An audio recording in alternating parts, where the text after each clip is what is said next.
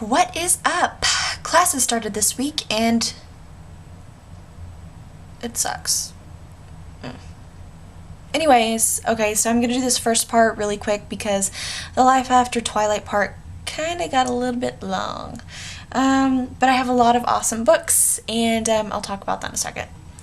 Last week I had mentioned that I'm doing a kind of documentary of my life, vlogging for my own personal benefit, and I mentioned that if you guys were interested in viewing just little clips or parts of my video journal, to leave a comment. If you guys really want me to, I've already made one, my first one, and I made it earlier today. And so if you do want to see some of that, I'm just going to show you like a short little section, and I will let you guys know every time I do make one, which would be every week or every 2 weeks, whenever some special event comes. It's not Twilight related. I do mention Twilight in my videos because I'm just documenting my obsession, and but it's mainly about my life and the events in my life. So if you care to know a little bit more about me, and as Emmy commented on my video last time, kind of like my non-Twilight side, just let me know. I'm pretty open. I don't mind sharing my life a little bit. If not, that's fine. It's cool. So I give you Life After Twilight.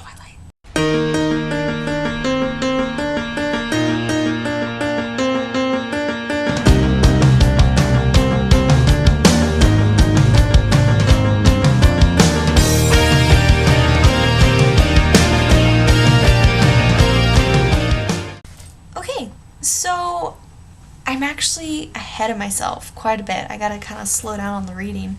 I read really fast apparently. Since the last time that you guys saw the video, I've actually knocked out 2 books. And the book I'd mentioned last time was, in fact, Lock&Key by Sarah Dessen. It's really awesome. I loved this book. It is really good. It's really about family.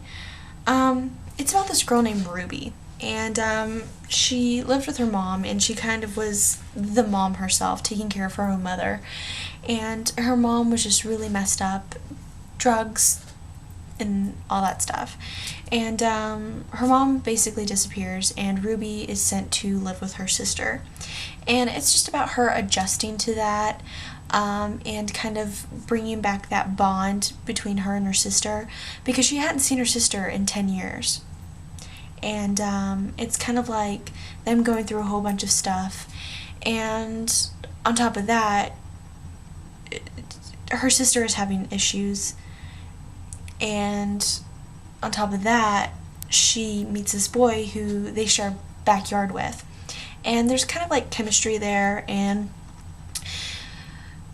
towards the end of the story, it kind of brings out some of his issues, and it's just like a lot of obstacles that Ruby overcomes, and it's about togetherness and how family is not just a mom, dad, brother, and sister, how family can be friends, step parents, and, you know, cousins and grandparents and neighbor, next door neighbor, your boss, you know, how all these people join together, and how family doesn't really mean blood relatives.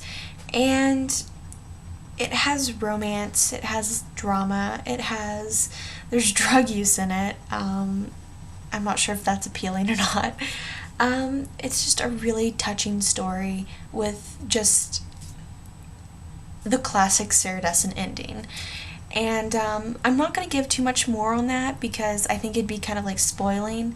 What I basically gave you is what they wrote on the cover. Not exactly, I put it in my own words, but I thought that since they put it on the cover that it's safe to tell. So I kind of went off that. So definitely, once again, go check it out. Sarah Dessen, Lock&Key.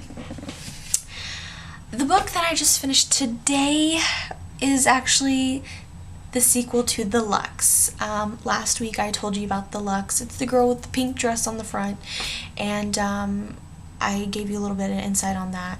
I really can't tell you too much about Rumors because it is the sequel to The Lux. So if you haven't read The Lux, you wouldn't really understand about Rumors. But the drama continues. There's betrayal. It's kind of like a whole mess of things. Elizabeth is supposed to marry this one guy, but she's in love with the guy who works for her.